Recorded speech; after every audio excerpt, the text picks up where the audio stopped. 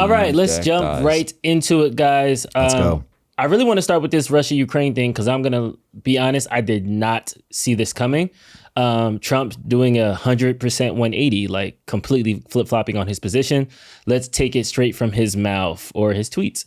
After getting to know and fully understand the Ukraine-Russia military and economic situation, and after seeing the economic trouble is causing Russia, I think Ukraine, with the support of the European Union, is in a position to fight and win all of Ukraine back in its original form.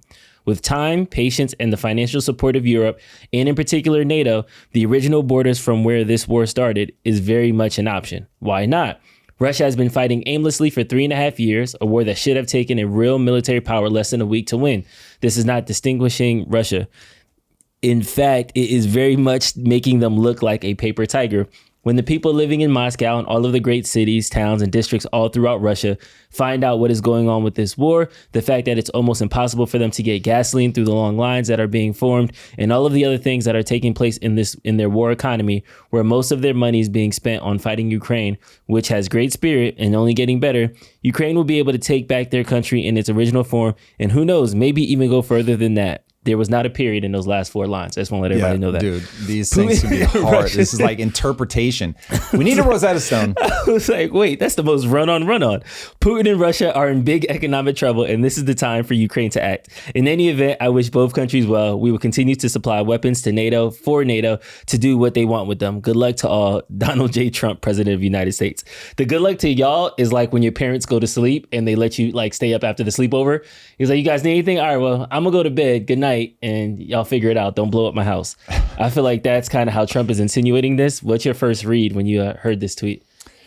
So I actually think that he's right. I just don't know that this is a good sign. So this one really is, you've got a prolonged war coming your way. You're already into year 3. This is not going anywhere. Putin is making a stand. I think that Trump's take that if America had gone into a country the size of Ukraine, we would have, if we had the will, we would have been able to just absolutely run over them. Mm-hmm. So did Putin just want to try to preserve Ukraine? And he's like, listen, these are effectively Russian people. We don't want to go in and steamroll them. We could have, but we're not going to. Or is he really not prepared to fight a overwhelming battle where he just goes in blitzkrieg, takes them over, shock and awe, and gets them folded back in within 3 days? Mm-hmm. If he isn't prepared to pull that off, then Trump is right. Europe can mount an offensive, work with Ukraine, push them back. I just don't know what the right calculus is on that. No matter what the calculus is on that, that's just going to mean more people dying. But Trump is right that when you're at war, the only thing that people are going to respect is a show of force. And it's been really weird. So I lived the vast majority of my life in the period where I was sort of coming out of the Vietnam era. But for the most part, my life was the period where things were peaceful for people in the Western world. Mm-hmm. And it wasn't until 9/11 that really began to change. But now seeing us go back to an old way of borders are not necessarily these sacred things, that there are border disputes, and as nations, we're going to push in and do military intervention to try to reunify or whatever the case may be in the given border dispute. But that is ugly. And we have seen historically how many people die when you start getting into this. And so this is one of those things that I really hoped would fizzle out, that we would get to some sort of negotiated settlement. Now that we're talking about involving Europe, this is how you end up with a conflict that just continues to grow. And I don't want to say that I see any indication that this becomes a world war, but it's when you can't get these kind of smoldering fires out, they do continue to present a clear and present danger. So I am concerned. Yeah. I mean, technically we involved Europe in the middle of this year when Trump started taking a step back. And then that's when all the other PMs, prime ministers, got together. And then they started aiding. But I don't think we're getting to the point of boots on the ground do you think that this is just going to be kind of the perpetual war? Because I remember you said Russia is known for its cannon fodder kind of resilience, where they will just line up body after body to kind of just outpace you, maybe? Yes, that's true. Yeah. However, I think people need to understand that warfare is fundamentally changed in the last, 20 years. And it's going to be a proxy war. And so whether we get to boots on the ground or not, I think is pretty irrelevant. If the US, if Europe, it will go something like this.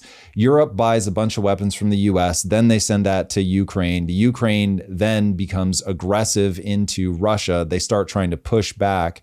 And the words will be, we're just going to take back the areas that are already ours. But the way that you're going to do that, you get into the fight and you suddenly realize, oh, your eyes are vulnerable. So I'm going to poke your eyes. Your nuts are vulnerable. So I'm going to try to knee you in the nuts. And so they're at some point, if they don't settle this down, they will start using those weapons to push into Russia as a way to say, hey, back off. We didn't want to have to strike Moscow or wherever they go after, but you're forcing our hand. And so that's how these kinds of things ratchet up. So again, boots on the ground is not my fear. I don't think there's political will for that in Europe. I don't think there's political will for that in the US. But these are all games of narrative manipulation. And we need to recognize the way that this kind of thing could play out. I'm not saying this is how it's going to play out. I'm saying this is the kind of thing that makes me concerned. So Europe begins to ally behind Ukraine. They're buying weapons from the US, which Trump does willingly because he's angry with Putin.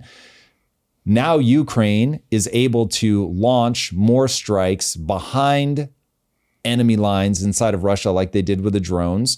They do an aggressive assault to try to push them back. That then triggers Putin to be more aggressive. And if Putin keeps it confined to Ukraine, great.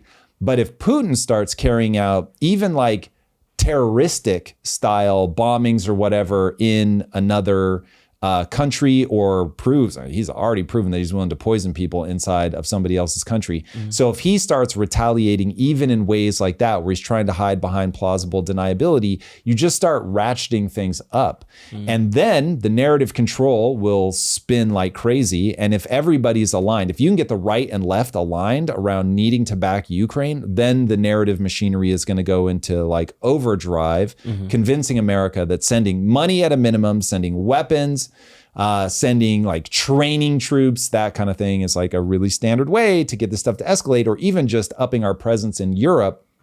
You see how this stuff could continue to snowball. Then if they really do start backing Putin into a corner, if for Putin this starts to be existential, even just because his own country starts to believe, oh, maybe we really never should have done this. Oh, maybe we really are a paper tiger. Then all of a sudden he's got to do something dramatic. And Putin is not giving me any indication that the dramatic thing he's going to do is withdraw. And so if you push him into a position where he feels the only thing that he can do is something dramatic on the offensive, that's how you terraform people's mindsets that Putin is bad guy. We have to do something about this. We've got to get him out. Things are escalating. Putin just did really bad thing, poisoned somebody, whatever. Or just launching an attack on Ukraine that steps over some sort of line. And then you can see that being used as the never let a good crisis go to waste. And we are drawn in more deeply, even if that's just economically. So that would be my concern. And then now from like Russia's perspective, because I feel like right now we're getting a very Western kind of lens of this. How can our US eyes looking at Ukraine, looking at taking on this big monster of Russia? From Russia's perspective, what does Putin have to worry about? Like, as long as his constituents aren't starving, he can just continue this war. Is there any internal pressures from the Russian side that you think Putin is? Depends on what's happening on the ground. And there are reports, I assume it's all manipulation, but there are reports that his economy is weakening, that people are standing, I think gas lines is the thing that they're talking about. So if the internal economic pressure becomes too much, it will become harder for Putin. But this is the joys of a dictatorship, is you can keep people in line pretty well. And Russia had the chance to become a true democracy in the 90s. That isn't how things played out. So it's really fascinating to watch culturally what happens like in China, what happens in Russia, is there is a sense of stability, even if it's stability under a tyrant is better than instability. And Russia went through this insane instability in the 90s. You had the rise of the oligarchs. The oligarchs come in, essentially snatch everything up.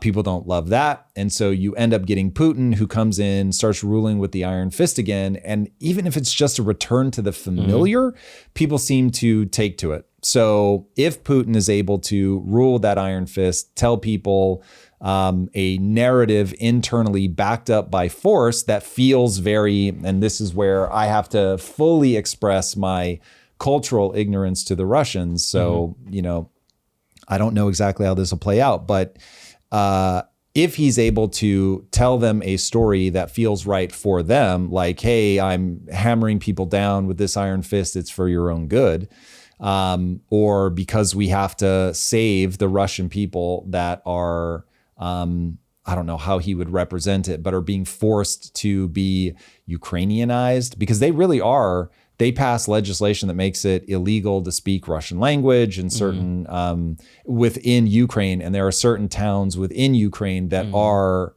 first language Russian. So yeah, I don't know how he's spinning it to his people, but it is very possible that he's able to get everybody behind him between a combination of completely controlling the media and then using force. So how long that will last, I would need a way clearer picture of the economic reality on the ground, because remember, everything you're being told, if you're not reading ground news, is a spin. It's just all spin, dude. Up, down, left, right. Even just look at what's going on with Charlie Kirk. It's just spin, spin, spin, spin, spin. You can tell something is fake. You just don't know what. So without like, even going to Russia, I don't know that you would get a clear picture. So you'd have to be hearing voices from Russia that somehow are getting out unfiltered information, which Russia's not exactly known for. Yeah.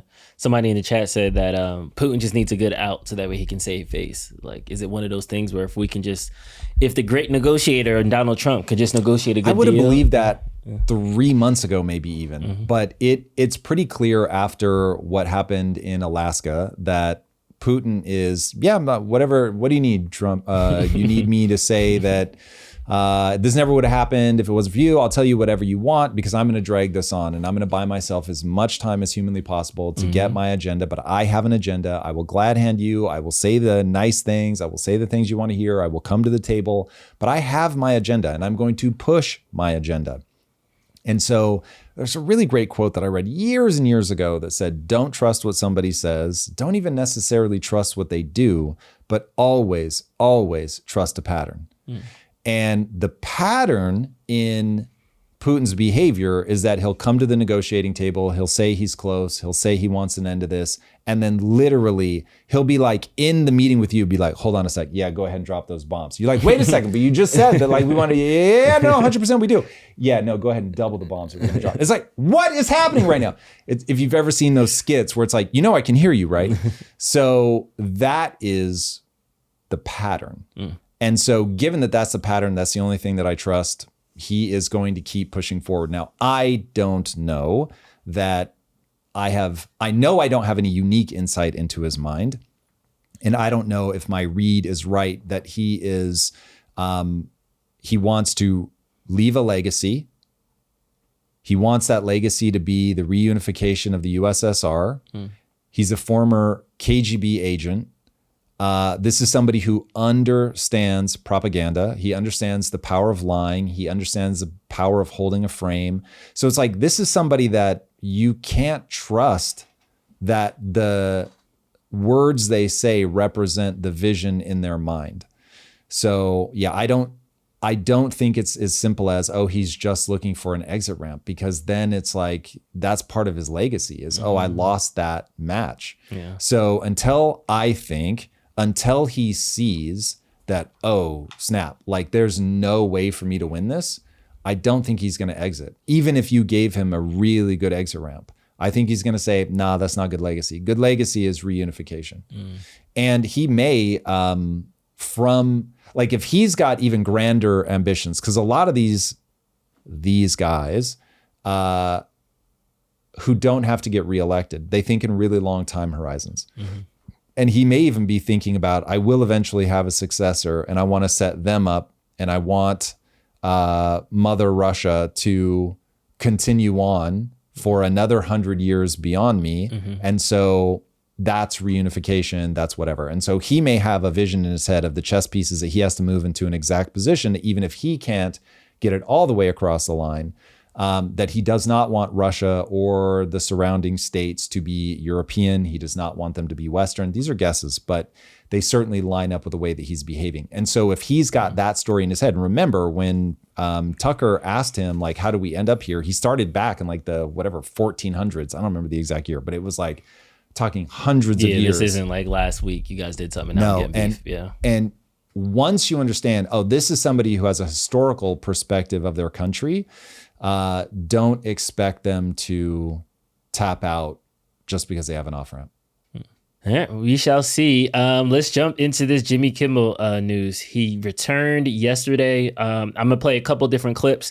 The whole monologue is 18 minutes, so we can't go through all of it. But this is what he had to say about in response to the Charlie Kirk reaction to his original monologue. I don't think what I have to say is going to make much of a difference. If you like me, you like me. If you don't, you don't. I have no illusions about changing anyone's mind. But I do want to make something clear because it's important to me as a human, and that is you understand that it was never my intention to make light of the murder of a young man. I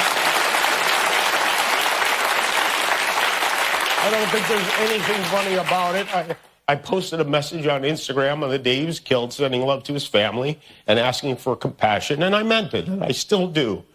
Nor was it my intention to blame any specific group for the actions of what it was obviously a deeply disturbed individual. That was really the opposite of the point I was trying to make, but I understand that to some that felt either ill-timed or unclear, or maybe both. And for those who think I did point a finger, I get why you're upset. If the situation was reversed, there's a good chance I'd have felt the same way. I have many friends and family members on the other side who I love and remain close to, even though we don't agree on politics at all. I don't think the murderer who shot Charlie Kirk represents anyone. This was a sick person who believed violence was a solution, and it isn't. Ever. And also, selfishly, whether you agree with him or disagree with him, you've got to let the business model run its course. Like if this guy has no views and there's no ratings, then it will die of its own accord. Going in and trying to push this because you hate him and you hate what he says and you want to see him taken off the air, it is a weapon. It is an energy that is going to come back to you. And so again, even though I do think that he handles himself well in this monologue, and I watched the whole thing, this is just a truncated version of it, but encourage people to watch the whole thing, make up your own mind. But I don't want to see him booted for any reason other than the show isn't popular or the network is like, man, you're creating too many headaches for us. We want to get you out. So when you have people from the Trump admin like campaigning, this is hate speech, we can't have this kind of thing. What was the Cars quote? It was like, we can do this the easy way or the hard way. It's like, man, you don't want that because we already lived through it with Biden. See the part from the intro with YouTube censoring people under pressure from the Biden admin. And the goal is not to use those tools more effectively against the other side. The goal is to say, this is absolutely moronic. This is not how we move forward. And then just as a reminder, and I really hope that people that are here for this show are on board with the idea that we absolutely must find a way to the middle. And if I can just remind everybody, this is an evolutionary game. So society is possible because evolution, the blind watchmaker, looked at it and went, oh, I have to balance two things. I have to balance the right, who's all personal responsibility all the time, go do your thing, nothing else matters. A lot of individualism becomes hard to get the cohesion of the group because you're just selflessly taking care of other people. And when, from an evolutionary perspective, you don't have refrigerators, you have to store calories on other people's bodies by saying, okay, I got this hunt, but you didn't. And so I'm going to share with you. But then you need the right to balance that, because the second somebody goes, oh, you're going to share with me? Word, I don't have to do shit. You'll come back, you'll feed me, and I'll be able to free ride. And it's known as a free loader problem or free rider problem. I forget. I think free loader problem.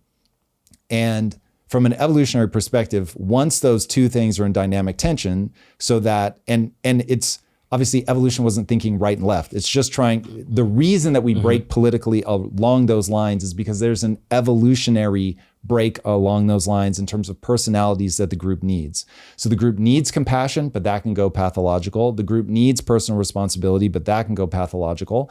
And so you want that dynamic tension. You want people that have those traits that we say thusly tend towards the left to call out for compassion. And you want the people on the right who tend towards personal responsibility, carrying your weight, that kind of thing, to call out for, we don't accept freeloaders. Like, you've got to do your part.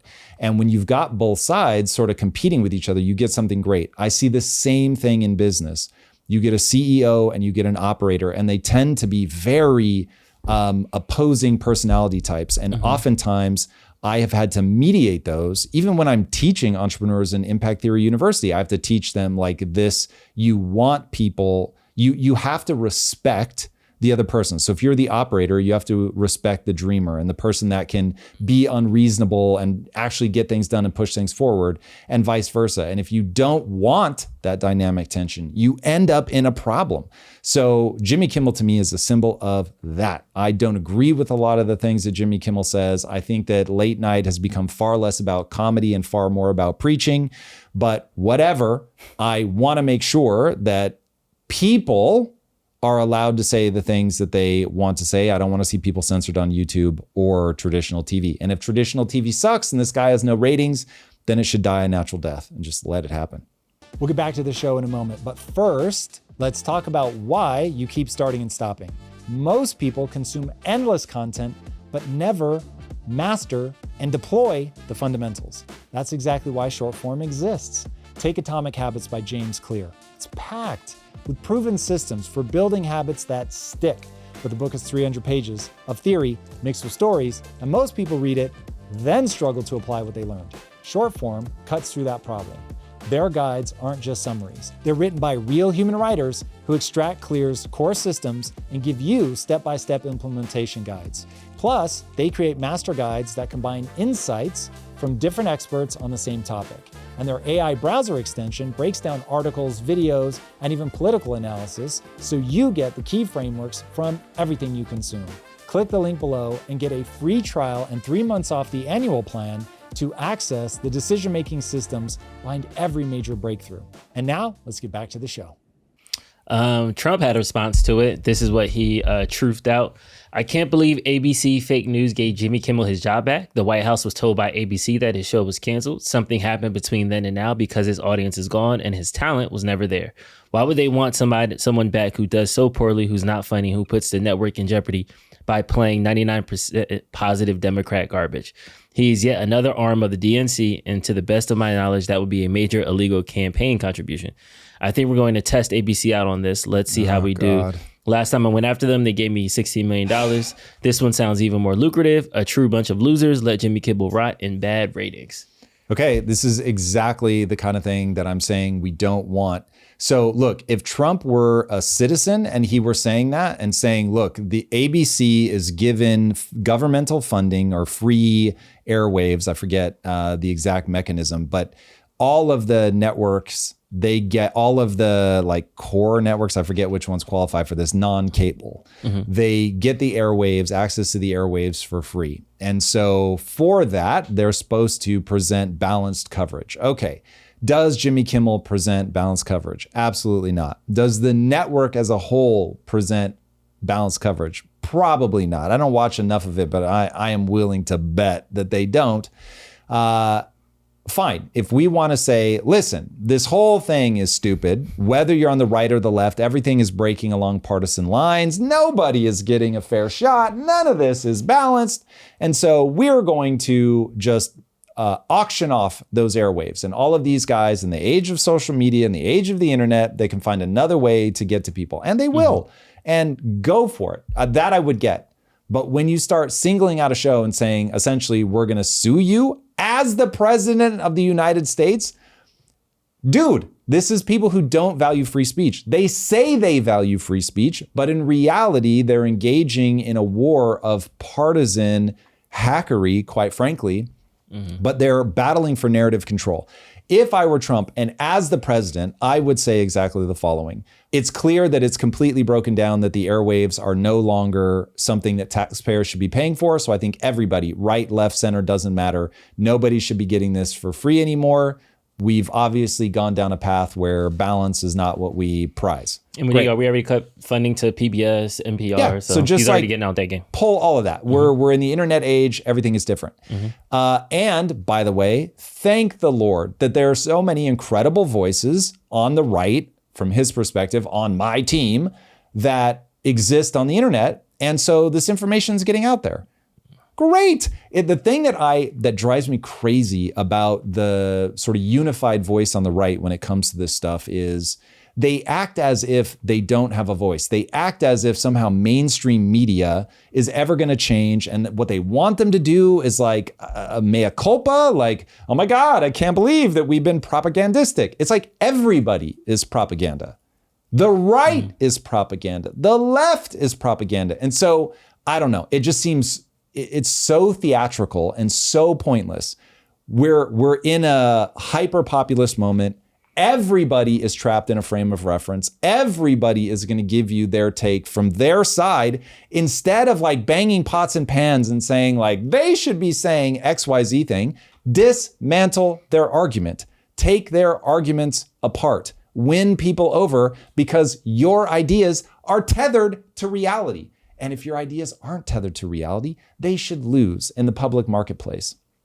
But that isn't the game that we decide to play. And listen, I've got more beef with the way that the Biden administration handled this because it was so surreptitious, so behind the scenes, so pervasive, because online is far more important than traditional legacy TV. They're both terrible. They're both anti-free speech. They both need to stop.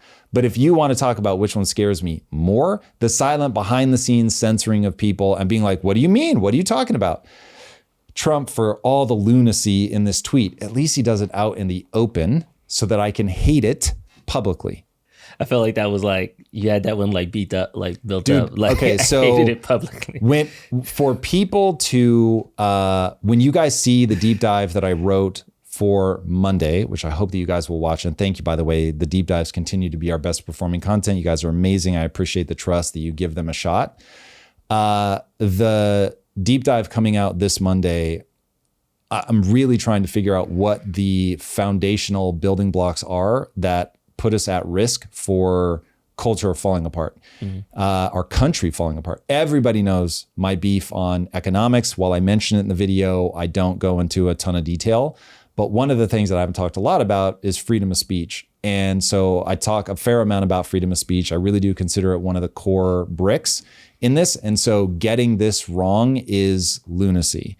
And America has been the shining city on a hill precisely because the results that we've been able to deliver as a nation are largely due to the scientific method. The scientific method in public discourse, the scientific method in the construction of our government, the scientific method in businesses, in science. And so once you make freedom of speech impossible, you make the scientific method impossible. I don't talk about it that way in the deep dive, but you get my underlying thoughts. Okay, let's talk about YouTube lying to people. Discourse TV, just in, YouTube admits to having censored people during the COVID pandemic and for political reasons, offers terminated creators the opportunity to rejoin the platform. This is a section from the full, I don't want to say it's a lawsuit, but their congressional address. 23, the company terminated channels for repeatedly violating its community guidelines on election integrity, content through 2023 and COVID-19 content through 2024. Today, YouTube's community guidelines allow for a wider range of content regarding COVID-19 and election integrity. Reflecting the company's commitment to free expression, YouTube will provide an opportunity for all creators to rejoin the platform if the company terminated their channels for repeated violations of COVID-19 and elections integrity policies that are no longer in effect. 24, YouTube values conservative voices on its platform and recognizes that these creators have extensive reach and play as an important role in civil discourse. The company recognizes these creators are among those shaping today's online consumption, landing much-watched interviews, giving viewers the chance to hear directly from politicians, celebrities, business leaders, and more. How do you feel about YouTube saying the quiet part out loud? You have to at this point. I think it's very good that they're admitting this. I think it's very good if they actually stop censoring people. I just don't trust it. So we'll see. One, we'll see if the Trump admin can get off of their anti-free speech kick. Two, we will see if when we flip sides where the world is at, because the Democrats have already proven they are perfectly happy to censor. Also, anybody that is going towards socialism, they will find out very quickly that you have to kill people in order to get everybody on the same page. So it's like that certainly is, even if they want it to be free speech in the beginning, they'll never get there because they will understand very quickly, people, me if nobody else, will make very compelling arguments as to why what they're proposing won't work. That's going to be very detrimental to their platform. And so they are going to realize, oh man, we just got to shut up a few of these people. And this really is something I talked about in my deep dive. Killing works. It is so expedient. To kill somebody is just so effective. You never have to worry about them ever again.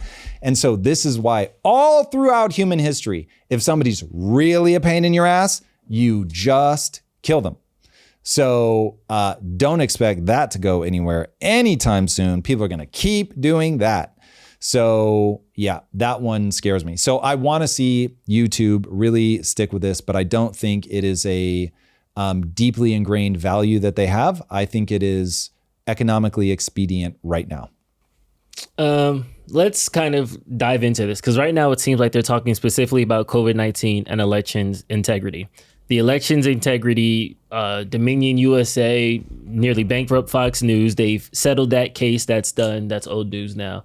COVID-19, everybody, it seems, flipped their positions or at least has now added more nuance to it. We were all suffering at the time. Now that we kind of have more information, we realize, okay, we could have handled that better. Is this just something that they're trying to do to kind of save face? Yes. Or is this something? Dollars. It's money. Period. End of story. Yeah.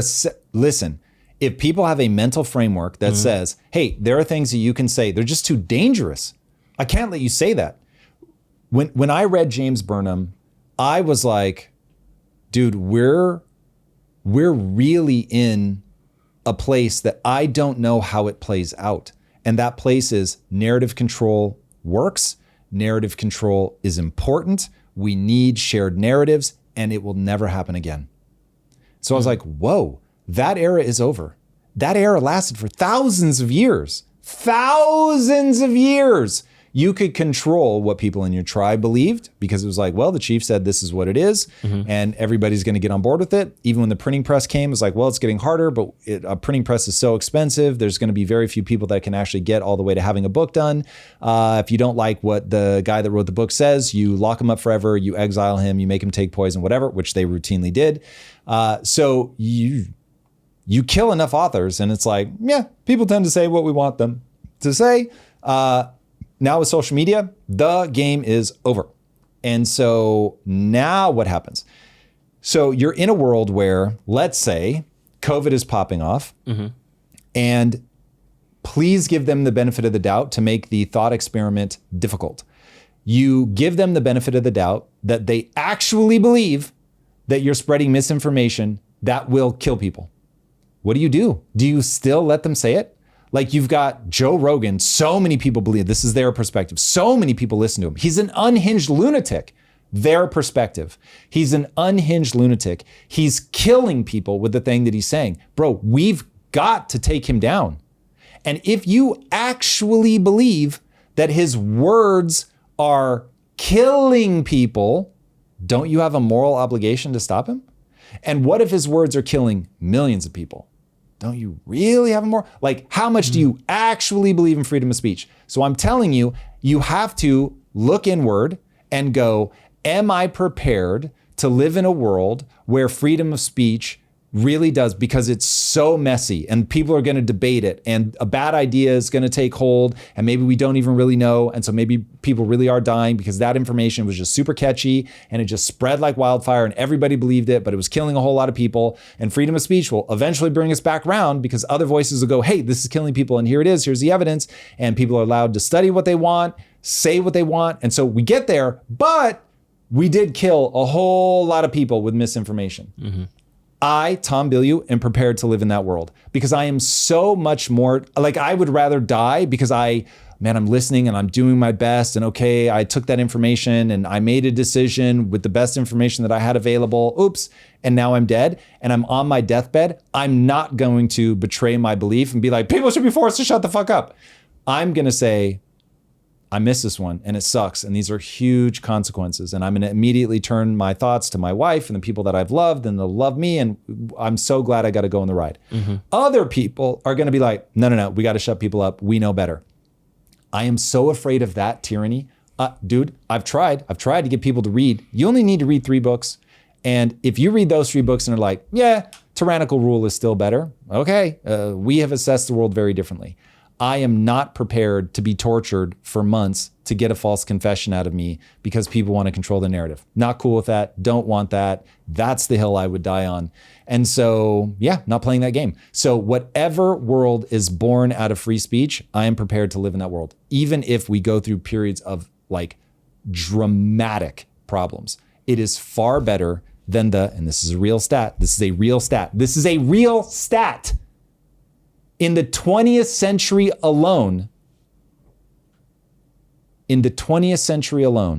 200 million people were killed by their government. Hard pass. Wow. Hard pass. So look, I don't expect everybody to adopt my beliefs. I think it is good that there's dynamic tension between people who think like me and people who think another way. And yes, we have to find a shared existence down the middle. But oh my God, I don't know how people don't look at Mao's China, at Stalin's Russia, or Lenin's Russia for that matter, and go, quite literally over my dead body. I'm like conflicted right now, right? Because when I was growing up, usually when a doctor says, hey guys, we think this thing is bad for you, maybe you should stop it a little bit, we'll be like, okay, give me 2 seconds, let me do my own independent research, let me see. But the amounts of videos and TikToks of pregnant women just facing Tylenols is kind of crazy. All right, I'll take this at the beginning. So this is Dr. Oz on the Fox News show talking about the link that they established between Tylenol and autism, specifically for pregnant women during a specific time in their pregnancy. So this is not if you pop a Tylenol, you turn autistic. It is Tylenol does a certain thing that breaks down the barrier in your brain that can then allow hyperactivity, like diseases, I don't know what the proper term is, hyperactive diseases to be more prone. So while it's not causality, there is a correlation they establish. Secretary Kennedy and the 3 agency heads, Jay, Marty, and myself, we know that people who take Tylenol for prolonged periods of time during pregnancy seem to have a higher incidence of autism in aggregate. So the message is not never take Tylenol. It's take Tylenol judiciously. Take it by talking with your doctor. Make sure there's an important reason to take it. Don't take it willy-nilly because you think it's so safe it couldn't possibly cause a problem. Because those assumptions appear to be erroneous. Okay. We believe. Boom. And then shortly after, if you run to TikTok, it was just a bunch of... This is wild. This is what are you doing?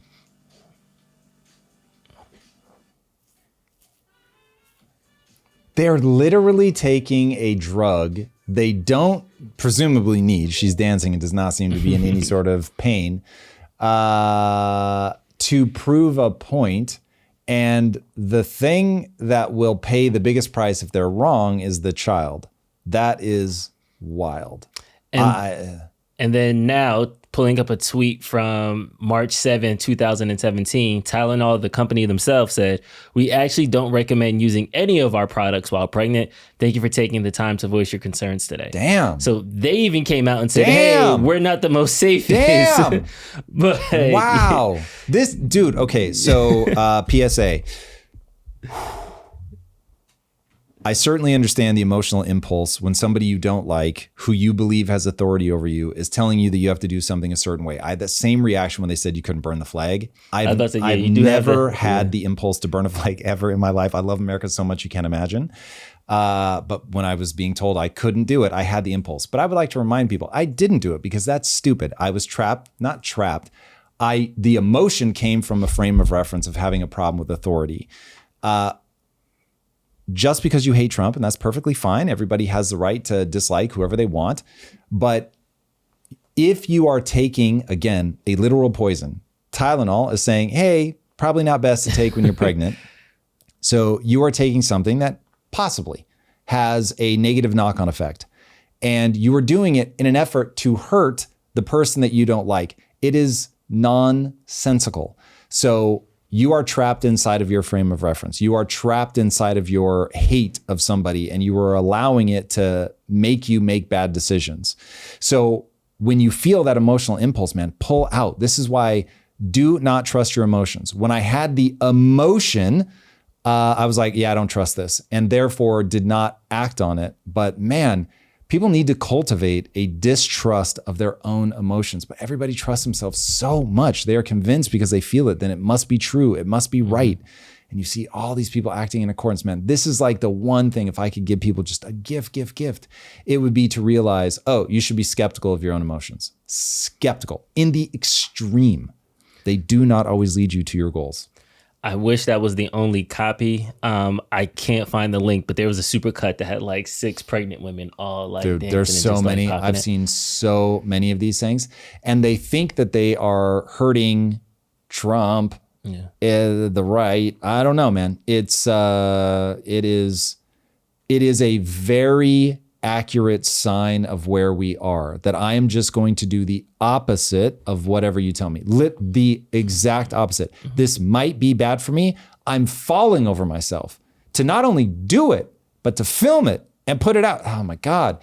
Like you are trapped, man. You are trapped. You have gotten sucked in to your own mind. And people just get like lost inside of a world that isn't really there. They have told themselves a story about something and it's not real. And they are willing to do damage to their unborn child. They are willing to put their unborn child at risk. Let's say it in the cleanest way possible.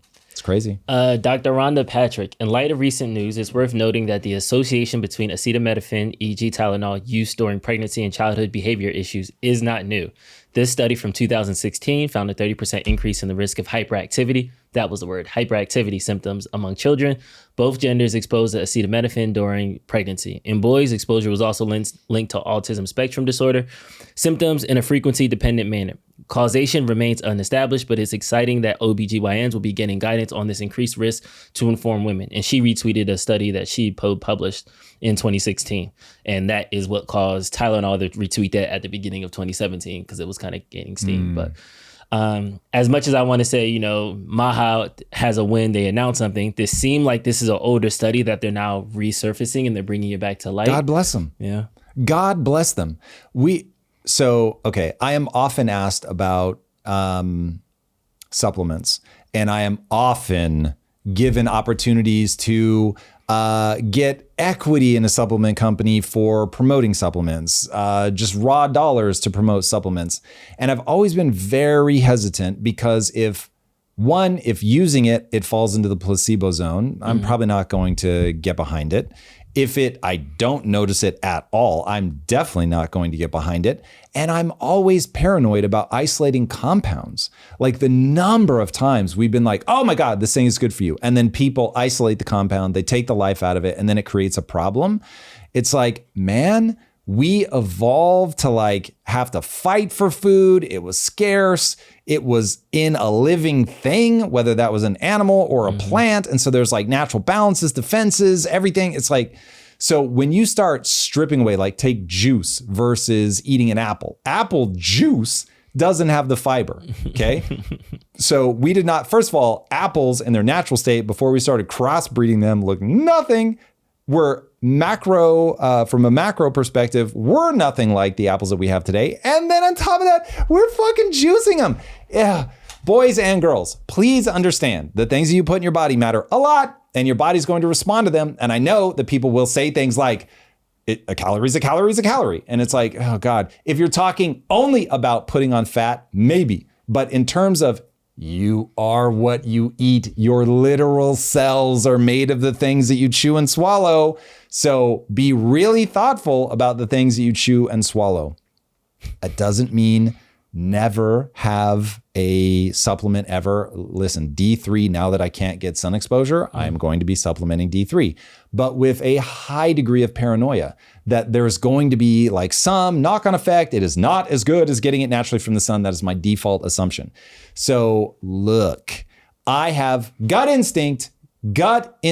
My gut instinct, Drew, is that what we're going to find over time is that exogenous substances, meaning something isolated out in the world that we have changed in some way, and now we are taking into our bodies, either just because we breathe that stuff in the air or because it's a food item, whatever, that we are going to see that all of them are just a little bit of damage.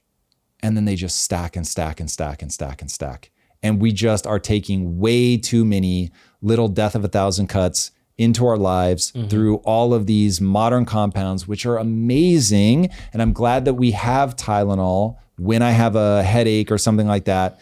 But I'm not just reaching to it every time I have a headache. I'm thinking, is this one that's going to go away? Can I give it 4 or 5 hours and see if it resolves naturally? If you take that stance of like, okay, I'm glad these tools exist, but I'm going to use them only if I really need them, you're going to be in much better shape.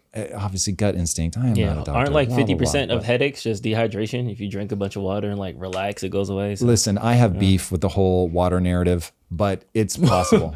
You have beef with the water? With the water narrative? Okay, hold on. Everybody lean in. Timestamp this one. Bookmark it. Bring this one back. I'm telling you right now. Okay. Think from first principles.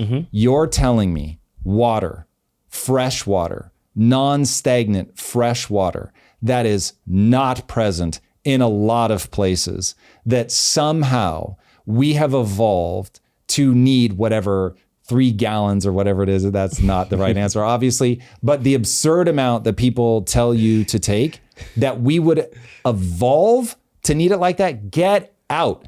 I have forever been like, no. There's something so sus about that recommendation. Now, again, I'm not saying dehydrate yourself. I'm just saying from an evolutionary first principles perspective, clean water was not just like laying around everywhere.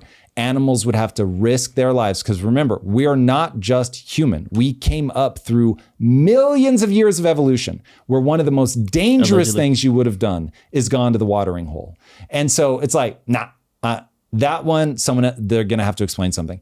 And of course, now I am just now starting to see this could all be conspiracy. I do not have a clean take. All I have is suspicion for you. So please recognize where I'm at on my have researched this journey. But people are now starting to come out saying, yeah, you can create, I don't know if it's electrolytes, but you create a mineral imbalance because you were just constantly flushing the system. There's no way we were meant to live in a perpetual need to pee. Don't buy it. No way. Hard pass. Like it's just there's something there. So I drink a normal amount of water. You see me drinking water right now. I drink water throughout the day. What's a normal amount of water? If you're thirsty, drink water. If you're not thirsty, don't drink water. Like I love my COO, and don't even tell him I said this, but that fool drinks water like he's got a gun to his head. I'm like, what are you doing? So anyway.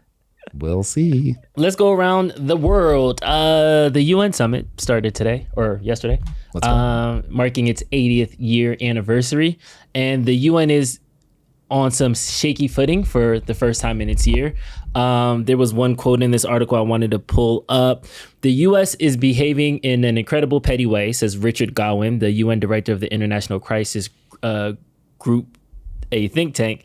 From top to bottom, huge arenas of the UN's work, things like poverty alleviation, things like public health, things like gender equality, things that fundamentally anchor the UN's work.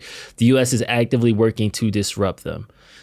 This is at a time when the UN is underfunded, overstretched, and under attack. It lost 40% of its funding since last year, and aid workers have been killed in record numbers, mostly in Gaza.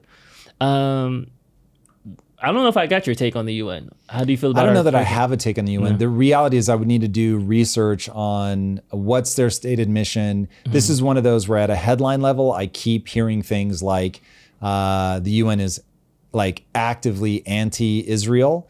So I don't know if that's true. I would really have to go in and look at this. What I will say is from this particular instance, I really believe that they were trolling Trump with the escalator for sure. There's just the timing of it's way too perfect, and that they had been joking about it the week before.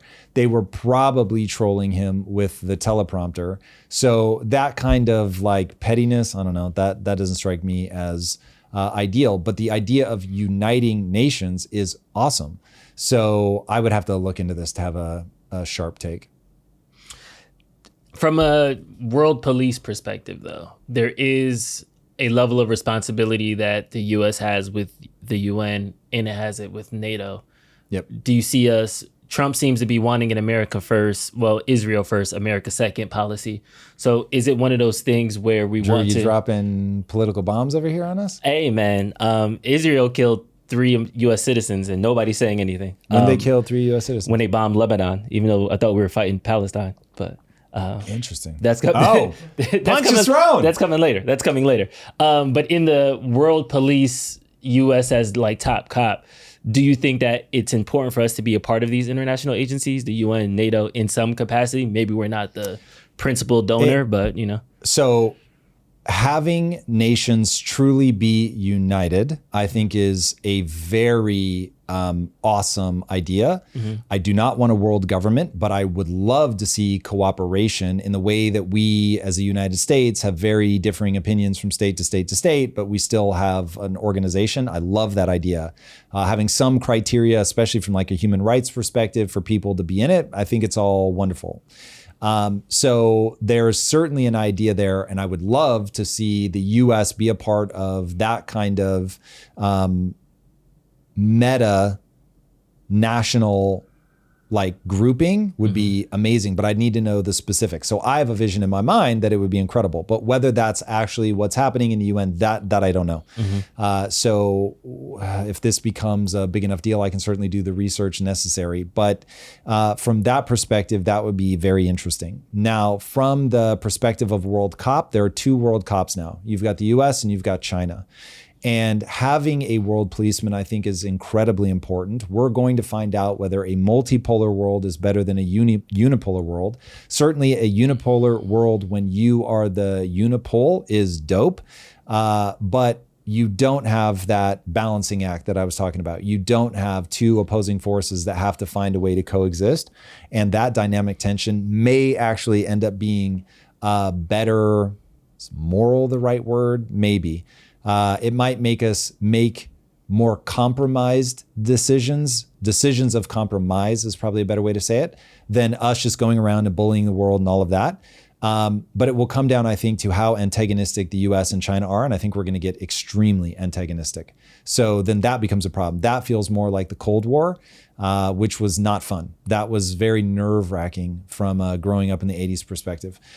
So we'll see if that plays out well, or if it just ends up being Thucydides' trap and we end up colliding with China. So you need people keeping the streets of the world safe, which are basically the waterways. So you need somebody with a big navy that's willing to go around and say, everybody chill the fuck out. We are going to have commerce. There's not going to be any fighting. We're not going to have pirates running everybody aground. So this reminds me of the Silk Road. So for anybody that looks at Genghis Khan, you will hopefully be absolutely mortified by what a moral monster he was. An absolute monster. And yet the Silk Road was amazing because he was Pax Mongolia. It was just, the world is under my thumb. You will do as I say. And so that creates stability, even though he would kill entire cities dead. Like, I don't like the way that you guys responded to us when we rolled up. You're all dead. So that's not ideal. Women, children, men, doesn't matter. Dead, dead, dead. We're going to talk about Israel-Palestine, but I want to start with the strike. So 4 U.S. citizens, including 3 children, in an Israeli strike on Lebanon, says Lebanese government. They were targeting a senior Hezbollah official. He was on a motorcycle next to a Mercedes. The Mercedes had the U.S. people in it. Both vehicles were destroyed in it. Israel is reviewing the drone strike. I can't remember the last time U.S. citizens were killed on foreign soil and their death wasn't condemned. But I feel like this is a bigger deal than it should be. But I don't want to be one of the people. It is. You said it's a bigger deal than it should be, meaning it's being blown out of proportion. You think this is not being taken seriously enough, right? Yes. Perfect. Okay, so yeah, I don't want to see any civilians killed. So I certainly don't want to see kids killed. That's horrible. Now it just becomes, this is really a question about how far are nations allowed to go when they are trying to end a war. Can you go into another country? Can you bomb and kill civilians? Is there any number of acceptable casualties, collateral damage? And so as a world, I guess, we have to decide. So looking at if the numbers can be believed, and I never hear people push back on this number, but according to an IDF spokesperson or an Israeli spokesperson, one of the two, but I'll round them together, said that they've killed, I believe, 30,000 troops of their estimation. And for every troop they've killed 2 civilians. So 60,000 civilians dead. Roughly, these numbers may not be exactly correct, but those are roughly correct. So putting it all together, 80,000 dead, roughly. So if that's true, sorry, I just did the math wrong, 60 and 30, 90. So 90,000 dead, 2 civilians. And it's my understanding that 2 civilians is like way below what the US did in Iraq, maybe also Afghanistan. So if that's true, it's like, okay, are we saying just collateral damage must be 0? And if collateral damage must be 0, how do you actually wage war? Is anybody counting these numbers up in Russia? Like, do we have the same beef there? So yeah, I get it. I don't know. Some of the international outrage feels performative instead of like, okay, what are we actually going to do to stop this stuff? That feels like the real question. I want to see all of our energy and efforts going to how do we disarm this bomb that is killing people day after day after day after day? How do we actually bring an end to the war? So if it's going to be, economic sanctions, let's go. If it's going to be, it's going to be different in each of the wars. So economic sanctions in Russia, if we're going to do it, let's do it. What's it going to be against someone like Israel that's got the back in the US? What are people going to do? Like, are we just bumping up against might makes right and there's no way to argue this? That's where I think we just continually stall out. So then people just bang pots and pans and try to manipulate public opinion to get people to lose an appetite for the war. But it's easy to condemn. Don't drone strike. Certainly don't. If the US doesn't squawk about its own citizens being killed, we have a problem. If people are killing somebody in a foreign country, there's going to have to be some latitude for that, because we certainly killed Osama bin Laden in a foreign country. Did we have their permission? I don't think we did. So it's one of those where we are running into, this is just how the world works. So if you ask me questions specifically, I can avoid fractaling. Is killing citizens bad? Yes. Should the US condemn the fact that 4 of their citizens got killed? Yes. Should Palestinians scream every time one of their civilians gets killed? Yes. Should Ukrainians scream every time a Ukrainian civilian gets killed? Yes. Should Russians scream every time a Russian civilian gets killed? Yes. Follow up. Do I think it will matter? No. Yeah, because it is stacking against Israel. So there is enough screaming that can happen that it will change something. Israel's going to struggle to build back alliances after this, but they're just betting on, well, we've got the US, and so it doesn't matter. One of the things on the docket for the UN is a lot of states have been calling for, a lot of countries have been recognizing the state of Palestine. So Australia, Canada, Portugal, and the United Kingdom formally recognized a Palestinian state. 142 nations endorsed the UN General Assembly resolution calling for a tangible, time-bound, and irreversible steps toward a two-state solution. And France and Saudi are organizing a rally to support this issue on Monday. There's even been protests in Italy after Italian PM rejects recognizing Palestinian as a sovereign state. The claim in this tweet that this is Antifa, a far left group, that seems to be spin, because when I watched Reuters, BBC, and Al Jazeera, there was no mention of Antifa at all. It was just in response to the PM saying no, there was a pro-Palestinian protest, and then this happened at a separate protest. So it seems from an international standpoint, the level of how much we can take of this is starting to decline. Do you think that this is putting pressure on Israel? It's certainly putting pressure on Israel. There's no doubt. There is a mounting sentiment that Israel is just completely unhinged and they're just going to kill until they take over the Gaza Strip. So the only thing that is going to help immediately, because even the long-term damage to their reputation, I think, has already been done. We've raised at least one generation of kids in America, maybe more, to just default assume that anybody who is powerful is bad.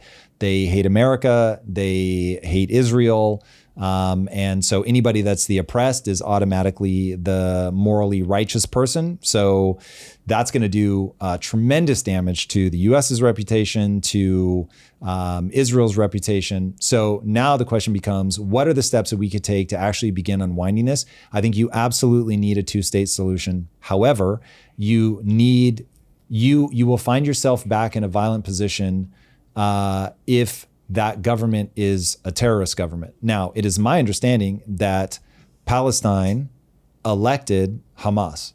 So if that's true, now admittedly, Hamas then immediately took over, ruled with an iron fist, but it's like at some point you reap what you sow. And so if I am correct on that, and they actually did elect Hamas, that did not play out well. So they need to deal with that. So let's run a thought experiment. If Trump breaks bad and really does become a threat to democracy, then we have to stand up and say, yeah, voted for it or not. Like, this is our problem. We've got to do something about it. So that's where people end up bearing arms against their government. When somebody, and look, this is not easy, and it is horrifying the way that these countries will, these leaders like that will just kill you. Oh, you spoke up, cool, you're dead, and we lay you at the feet of your parents' house. Is actually something I think Hamas did to a young Palestinian who carried like an anti-Hamas sign or something in one of the marches. It's absolutely horrifying. But what becomes abundantly clear when you read the Gulag Archipelago is, until enough people stand up and say, yep, you're going to torture me to death, but I have to stand up. And I want to be very clear. I do not trust myself to be that person. So this is not me taking some morally righteous stand, but I am well aware that until enough people do that, you just stay under tyranny. So you can't have a terrorist state. You won't have stability if you have a terrorist state. Let me say that in the most clear way possible. If you are a government who allows your people to be repeatedly attacked over and over, you are rightfully going to be ousted. Now, if you're a government that lets your state be attacked over and over and you get ousted, guess who you're going to be replaced with? Somebody who goes in and is more violent. So eventually you get back to the place that we're at with Israel. If I were Israel, the advice that I would give them is you have to find a way to help them build a legitimate state. And that probably means going to the neighbors who have signed the Abraham Accords who are Arab and saying, listen, we need your help and you've got to build a state. We can't be a part of it, but it can't be terrorists. And so we're going to, with the US, put together a coalition of trusted partners that are Arab, that are willing to go in and start bringing peace to the region. It has to be something like that. I don't know that that's going to be easy, as Egypt obviously puts up walls and is like, fuck that. We are not bringing Palestinians in, which I'm always shocked that people don't look at that. I don't know of any nations, and maybe I am just blind, but I don't know of any nations clamoring to get Palestinian refugees into their country. And it's entirely, I think that people would do well to map that a very meaningful percentage of people in Palestine, especially now, support Hamas. So do you want that kind of smoke? You're saying there is a meaningful? I think it's I don't know this. I am not on the ground in Palestine. But if I'm looking at this situation going, man, I see a lot of footage of people cheering for like dead bodies of Israelis, that even if Israel brought it on themselves, that there are many, many people in Palestine that are pro-Hamas. Given that Hamas is a terrorist organization, I'm not asking you to change your belief if you believe that Israel forced them to be that, whatever. But it is that. And so now that it is that, if Canada became a terrorist state because America pushed them into it, I still have to deal with them like a terrorist state. I'm not going to be like, well, my bad, so go ahead and kill a bunch of my people. Nope, not going to be that way. So people need to brace themselves for that. Now, if there are specific, I feel like every time we talk about this topic, I want specific arguments if people are making about what I'm saying. I want a chance to address them. So if you see something coming up, please do point them out. Mason, I'll let you scan through that. We have one more clip to round out our Israel-Palestine section. Mike Bence retweeted this clip and said it cons London. It is apparently now a crime to be openly Jewish in the middle of a public space because it might stir bad feelings amongst leftist anti-Semites. I feel like this was taken out of context, but let's play it. No. I've watched this. This is crazy. Crazy. You have to start it over because I'm talking over it and he's talking very quiet. This is wild. So rewind it. And let me just say, you're about to hear somebody say, you're very openly Jewish, and that's a problem. Is there any context in which it's like, oh, that's fine? Unless you're at a private event, it's like they're having a we don't like Jews rally, and you roll up into the private event. Okay, you're trespassing, whatever. This is a public street. So, all right, now play it. No, we'll argue once they hear it. Then you can tell me how dumb I am. Pause. We're going to need to translate this because he's so quiet. You're very openly Jewish. You're at a pro-Palestinian march. I'm not accusing you of anything, but I am worried about the reaction. You will be... Cuts. Yep, it cuts, fair. You will be escorted out of here now. Okay. I certainly have what I need to take a stance because even if this guy says, I am here to agitate, it doesn't change my opinion. Not a little bit. Okay. You want to play this out or we got the first 10 seconds? You tell me. Okay. If there's more that makes your argument, keep playing it. No, it's not like my argument. This is what's happening, right? Just so people who maybe you're at home, you're watching. So there's a Jewish man on the side of the street. There's a pro-Palestinian march happening. The cop goes over to you, says, you're quite openly Jewish. I'm not accusing you of anything. To me, the underlying implication of that is I don't want people to then agitate you. I'm doing this for your safety. I'm doing this as a protection. Yeah. The equivalent I can use is if there was the tiki churches in Charlottesville. As they were walking down, there were another group of people. And then the cops came, hey, you guys are agitating them. Let's break that up. Yep. Of course, somebody died and all this other stuff. People don't talk about that. But so I'm not upset that a police officer is saying, hey, this is a right march. This is a left march and you're on the right. Since this is a leftist and right thing now, let me move you over to the side. I just want to make sure you're good. Like that. So him trying to kind of preemptively disarm the situation isn't an attack from my perspective, but I am assuming good intent. So I'm assuming that the cop is saying this because he wants to help this guy and he's not arrested. They don't get arrested in this footage. That's my thing. You're saying it doesn't matter. I'm allowed to stand wherever I want. That is correct. Copy. If this guy wants to go and agitate and he goes there and is like, I disagree with everything you guys stand for. This is horrible. You guys hate Jews. This is terrible. I wish that you weren't even allowed to march. And then that guy has to worry about his safety. Who's the bad guy? The agitator, right? Hard pass. What is happening? Hold on. You said if there's a peaceful protest going on and this guy's an agitator. Yes. And then he has to worry for his safety. Who's the bad guy? Please don't ignore the fact that I said, and he now has to worry about his safety. The agitator has to worry about his safety? Correct. Okay. Okay. Hypothetical, because I feel like this is a little bit more like up in the air, right? Andrew W said, but what if he was black? They were racist. So, okay, let's make this super on the nose, right? It already is. He's a Jew at a pro-Palestinian march. We do not have to make this about black and white. Yeah. You've got a Jew who is at a pro-Palestinian march, and you're telling me that because he is Jewish, they should escort him away because he has to worry about his safety. What I'm saying is that is ridiculous. Let me give you another one. I should have grabbed this footage. It makes me so mad when I see something that I don't realize is going to stick to my ribs. Same march, same thing? No, totally different. Okay. But there was a guy who burned a Quran, lit that shit on fire, and a guy with a knife came after him and was slashing. He doesn't stab him as far as I know, but you see him. I saw it with my own eyes. He is slashing at that motherfucker with a knife. He clearly does not care if he hits him or not. Now, he's not stabbing because I think there was some restraint there, but he's like slashing in front of him as hard as he can, trying to make contact. He knocks the guy down. He kicks the guy while he's on the ground multiple times. Another guy kicks him on the ground. Who's the villain? The guy with the knife? Correct. Okay. So I'm saying it is very offensive to burn a Quran. Okay. Very offensive. You're the villain if you go after the guy with a knife. It is offensive for some if you burn an American flag. You're the bad guy if you go after the person burning the flag with a knife. If you punch a guy for burning a flag, you're the bad guy. And so I'm saying being Jewish at a pro-Palestinian rally does not make you the bad guy.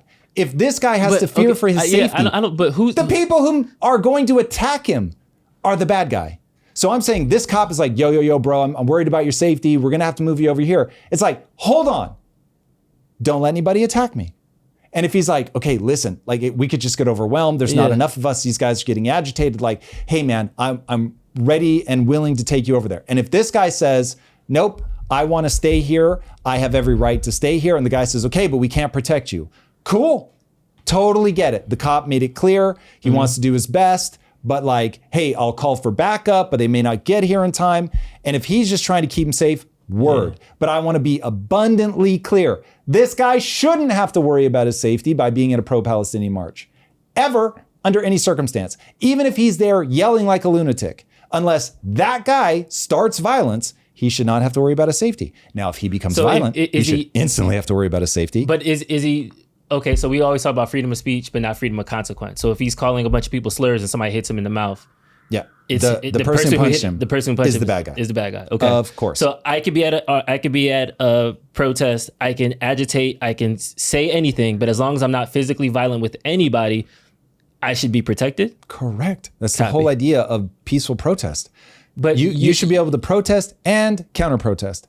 Now there are regulations about when and where you can do it. You have to like get your right permits and all that, but assume that somebody has done that. All I'm trying to say is people should not be afraid that they're going to be attacked for being Jewish in public under any circumstance. Okay. We have no reason to believe that this guy is agitating. I'm pushing it that far so people can get real morally clear on this, but he isn't doing that. So I'm just saying, bro, we are going down a weird slope. When people are like, listen, I can't control them. They might get crazy. Dude, this is exactly the same as telling a woman you can't wear a skirt that short because someone might want to rape you. It's like, hold the fucking phone. I should be able to walk around nude. And not only should I be able to count on people coming up and putting a coat on me to make sure that I'm safe and okay, I I certainly shouldn't have to be worried about getting raped. And if somebody brings up, let's say it's my wife, because it's very weird, I keep saying me. My wife gets raped, and in the court document, someone was like, well, her skirt was pretty short. Get the fuck out. That's stupid. That's a level of absurdity. We're accepting something in society that is so moronic. A pro-Palestinian person should not have to fear for their safety in a Jewish march. So, dude, this is wild. I don't understand. Everybody should be going, okay, look, the cop's trying to protect him, but if this guy doesn't want to move, everybody should understand the bad guy or anybody that would make this guy feel unsafe. That's wild. Just like, hey, you're at a Charlie Kirk rally and there's one guy there that's wearing a shirt that's like, I'm glad Charlie Kirk died. That person should not be in fear for their life under any circumstance. That's insane. Yeah, I guess. I feel like we want internet rules to apply in real life. Like no. We like, want a civil society. No, we but, want to be able to disagree with people and it not turn violent. Yeah, so then debate them.